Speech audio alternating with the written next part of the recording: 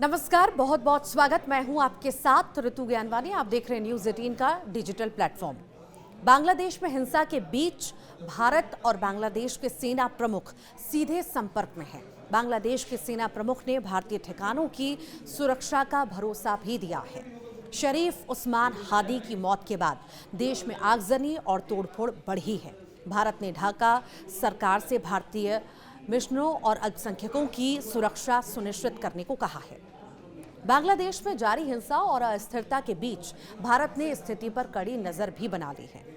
News 18 के सूत्रों के हवाले से पता चला है कि भारत और बांग्लादेश के सेना प्रमुख सीधे संपर्क में हैं और जमीनी हालातों पर लगातार बातचीत भी हो रही है। मकसद साफ है, सीमा के दोनों ओर हालात काबू में रहें और किसी भी तरह की स्थिति बिगड़ने न पाए। बांग्लादेश के सेना प्रमुख जनरल वाकर उज जमान ने भारतीय सेना प्रमुख को भरोसा दिलाया है कि बांग्लादेश में मौजूद सभी भारतीय ठिकाने पूरी तरह से सुरक्षित हैं। उन्होंने कहा है कि मौजूदा तनाव के बावजूद बांग्लादेश सुरक्षा व्यवस्था बनाए रखने के लिए पूरी तरह से प्रतिबद्ध है।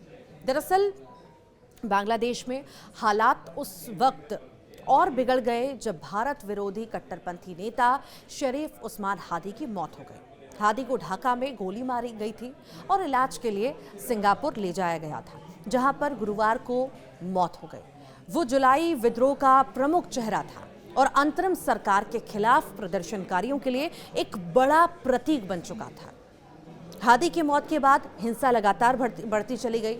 हादी की मौत के बाद बांग्लादेश के कई हिस्सों में हिंसा फैल गई। ढाका में देश के दो बड़े अखबार प्रथम आलो और द डेली स्टार के दफ्तरों में आगजनी तक कर दी गई। इसके अलावा वामपंथी सांस्कृतिक संगठन उदीची शिल्पी गोष्ठी के कार्यालय में भी तोड़फोड़ की गई। कई इलाकों में आगजनी हुई, पत्थरबाजी हुई और ऐसी घटनाएं लगातार अब भी सामने आ रही हैं, जिससे माहौल और ज्यादा तनावपूर्ण होता चला गया। शनिवार को तड़के लक्ष्मीपुर सदर उपजिला में खालिदा जिया की पार्टी बीएनपी के नेता के घर भी आग लगा दी गई। इसमें नेता की 7 साल की बेटी की मौत हो गई। अल्पसंख्यकों पर बांग्लादेश में लगातार अत्याचार हो रहा है और इन घटनाओं का असर भारत बांग्लादेश संबंधों पर भी साफ दिखने लगा है।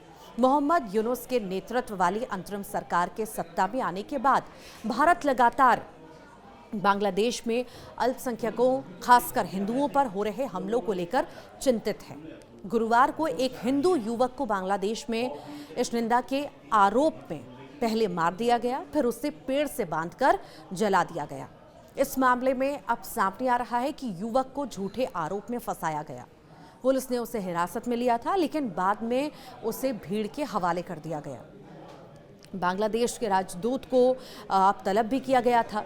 इसी कड़ी में भारत ने हाल ही में नई दिल्ली में बांग्लादेश के उच्चायुक्त मोहम्मद रियाज हमीदुल्लाह को तलब कर कहा है कि कड़ा राजनयिक विरोध भी दर्ज कराया है। उन्होंने भारत में ढाका स्थित भारतीय उच्चायोग को धमकियां मिल रही हैं। बांग्लादेशी नेताओं के भारत विरोधी बयानों पर गहरी नाराजगी भी इस पर जाहिर की। भारत के विदेश मंत्रालय ने साफ कह दिया है कि वो बांग्लादेश में शांति और स्थिरता का समर्थन करता है, लेकिन अंतरिम सरकार की जिम्मेदारी है कि वो भारतीय मिशनों और नागरिकों की सुरक्षा सुनिश्चित करे।